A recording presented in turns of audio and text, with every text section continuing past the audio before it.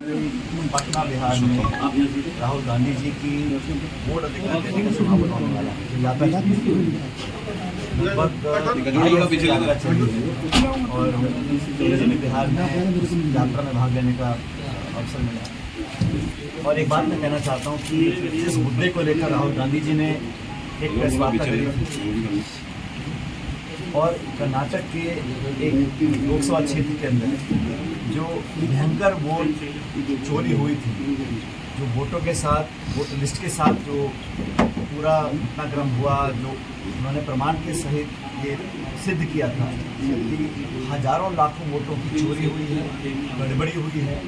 और इस मुद्दे को लेकर समूचा विपक्ष, कांग्रेस पार्टी, इंडिया अलायंस के सभी लोग एक मत के साथ देश की जनता के समक्ष जा रहे हैं।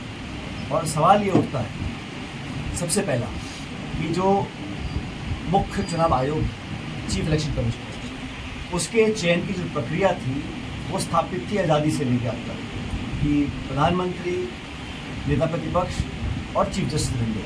ये तीन लोगों का एक पैनल था और वो तय करते थे कि कौन सीईसी का अध्यक्ष बनेगा, चेयरमैन बनेगा। अचानक से बदलाव लाया गया और चीफ जस्टिस को हटा के एक मंत्री को रखा गया। तो प्रधानमंत्री, गृह मंत्री और नेता प्रतिपक्ष, अब ये पैनल तीन का बन गया। आप सब समझ सकते हैं कि इस तीन में 2-1 के बहुमत के साथ जिस मर्जी को चाहे वो चीफ इलेक्शन कमीशन बना सकते हैं। ऐसा क्यों किया गया?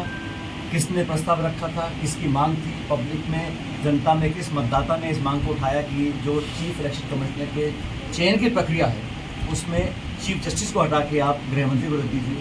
पहली बात। दूसरा, महाराष्ट्र चुनाव के बाद कांग्रेस पार्टी ने कहा निर्वाचन आयोग को कि आप हमको वोटर लिस्ट दे दीजिए और ये हमारा अधिकार है। निर्वाचन आयोग ने मना कर दिया।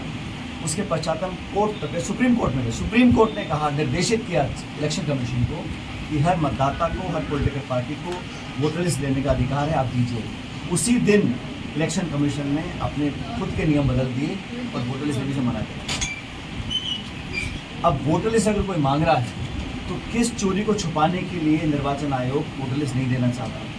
तीसरी बात, सोते ही बिना किसी की मांग करे निर्वाचन आयोग ने फैसला लिया कि पोलिंग बूथ पे जो सीसीटीवी की फुटेज है उसको 45 दिन में नष्ट कर देंगे। क्यों नष्ट कर देंगे? अब जब डेटा इतना सस्ता है, लाखों करोड़ों गीगाबाइट्स का डेटा स्टोर कर सकते हो, तो किस कारण से आप पोलिंग बूथ की जो वीडियो रिकॉर्डिंग है, सीसीटीवी फुटेज है, उसको आप ख़त्म करना चाहते हो? इसका कोई जवाब नहीं है। राहुल गांधी जी ने कहा और सबके सामने कहा कि हमने 6 महीने अध्ययन कर पूरे आंकड़े हम लेकर आए। एक एक मकान में 200 वोट बना रखे हैं, फर्जी वोट बने हुए हैं और बिहार में स्पेशल इंटेंसिव रिव्यू के नाम से, SIR के नाम से लाखों लोगों के नाम काटे जा रहे हैं। और मुझे बड़ा खेद है कि गृह मंत्री बोलते हैं कि राहुल गांधी जी घुसपैठियों को बचाने के लिए यात्रा निकाल रहे हैं। इस देश का जो वंचित है, गरीब है, किसान है, दलित है, शोषित आदिवासी है, अल्पसंख्यक है, वो क्या इस देश के नागरिक नहीं है? उनके नाम आप बिना किसी प्रमाण के काट देंगे? मतलब धन्यवाद देना चाहते सुप्रीम कोर्ट का। सुप्रीम कोर्ट ने कहा है कि आधार कार्ड भी अब एक प्रमाण पत्र है वोट डालने के लिए, क्योंकि अगर निर्वाचन आयोग की पारदर्शिता स्थापित नहीं हो रही है, देश के लोगों के मन में संदेह पैदा हो रहा है कि हमारा वोट चोरी हो रहा है। और बिहार में यात्रा में मैं गया था, लाखों लाख की तादाद में लोग इस यात्रा से जुड़ रहे हैं। राहुल गांधी और तेजस्वी जी की जो यात्रा है उसमें इस अपार जन समूह का सामने आना इस बात को दिखलाता है कि वोट चोरी का जो नारा है ये अब जन जन के जहन में बस चुका है। और अब मात्र इतना बोल रहे हैं निर्वाचन आयोग को कि अब जांच तो करिए, बिना जांच करे। और मुझे बड़ा खेद है, इलेक्शन कमीशन की प्रेस कॉन्फ्रेंस मैंने देखी, क्या तर्क दे रहे हैं, किसी बात का कोई जवाब नहीं, बल्कि कहते हैं आप हल्फनामा लिख के दीजिए, आप एफिडेविट दीजिए। मतलब अगर आप थाने में जाओ, कोई रिपोर्ट लिखवाओ, FIR लिखवाना चाहो, तो थानेदार आपको बोले कि पहले आप एक एफिडेविट दो, अभी भी जांच नहीं कर रहे हैं। तो गलतियों को छुपाने के लिए झूठ पे झूठ बोले चले जा रहे हैं। और निष्पक्षता और पारदर्शिता हमारे लोकतंत्र की मूल भावना है। वो एक ऐसी नींव है जिस पर हमारे 75 साल के लोकतंत्र की इमारत खड़ी हुई है। उसको अगर कोई खोखला करना चाहता है, डर से, दबाव से, प्रभाव से, लालच से, लोभ से, वो कतई अस्वीकार है भारतीय जनता को।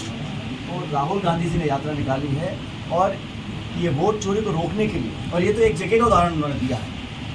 और जैसा राहुल जी ने खुद कहा कि आने वाले समय में वो और खुलासा करेंगे तथ्य प्रमाण के साथ कोई जवाब नहीं है। बड़े खेद मुझे होता है जब हम सवाल पूछते हैं इलेक्शन कमीशन से और जवाब देती है बीजेपी के प्रवक्ता। बीजेपी के प्रवक्ता क्यों जवाब देते हैं? निर्वाचन आयोग एक संवैधानिक संस्था है, उसको आपने लगातार नीतिगत तरीके से कमज़ोर करने का काम किया, खोखला करने का काम किया। और ये वोटों की गड़बड़ी अब जब सिद्ध हो गई है तो अपने झूठ और कमियों को छुपाने के लिए विपक्ष पर आक्रमण कर रहे हैं। ये लोकतंत्र के लिए कोई स्वस्थ परंपरा स्थापित नहीं हुई। तो वोट चोरी का जो पूरा खेल चल रहा है उसको राहुल जी ने पूरा एक्सपोज किया है।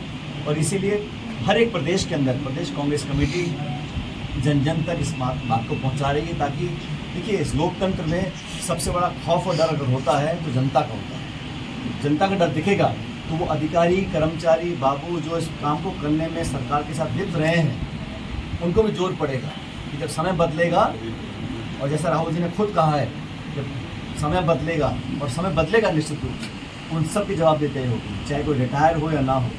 इसलिए सबको ये एक पवित्र काम है।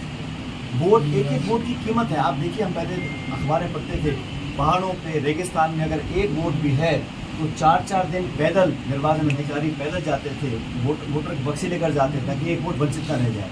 और यहाँ पे आप लाखों वोटों के नाम काट रहे हो, लाखों वोटों के नाम काटना चाहते हो। उसको रोकने के लिए हम लोगों ने अभियान किया है और इसका पूरा जन समर्थन बिहार के लोग हमारे गठबंधन को कर रहे हैं।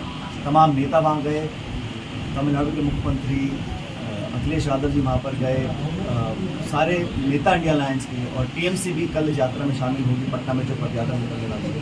तो पूरा गठबंधन एकजुट है। लेकिन ये वोट का जो अधिकार है, ये प्रत्येक नागरिक का संवैधानिक अधिकार है जो हमारे पूर्वजों ने दिया है। इसको कोई छीनने का काम करेगा या गड़बड़ी करेगा, वो कहते हैं बर्दाश्त नहीं करेंगे। आज पूरे राजस्थान के अंदर भी हम अभियान को चला रहे हैं और बहुत जल्द यहाँ सभा भी हम लोग करेंगे प्रदेश के अंदर।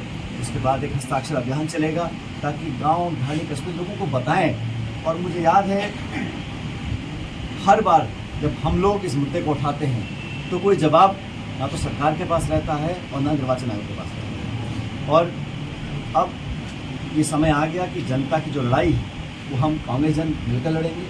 तो मुझे पूरा विश्वास है कि इस मुद्दे को लेकर राहुल गांधी जी, हमारा पूरा समूचा विपक्ष, इंडिया अलायंस के नेता सामने आए हैं और सब एक मत हैं इसमें। इसलिए मुझे लगता है कि सच्चाई की जीत होगी और जो यात्रा निकाली है उसके अच्छे परिणाम आएंगे। बिहार में हमारा गठबंधन प्रचंड बहुमत की सरकार बनाएगा और आने वाले समय में जो लोगों के अधिकारों को छीनने की साजिश की जा रही है उसको हम कामयाब नहीं होंगे। बीजेपी कहती है कि कांग्रेस ज़्यादा चुनाव जीतती है, वहाँ सवाल नहीं उठाती और चुनाव हारने के बाद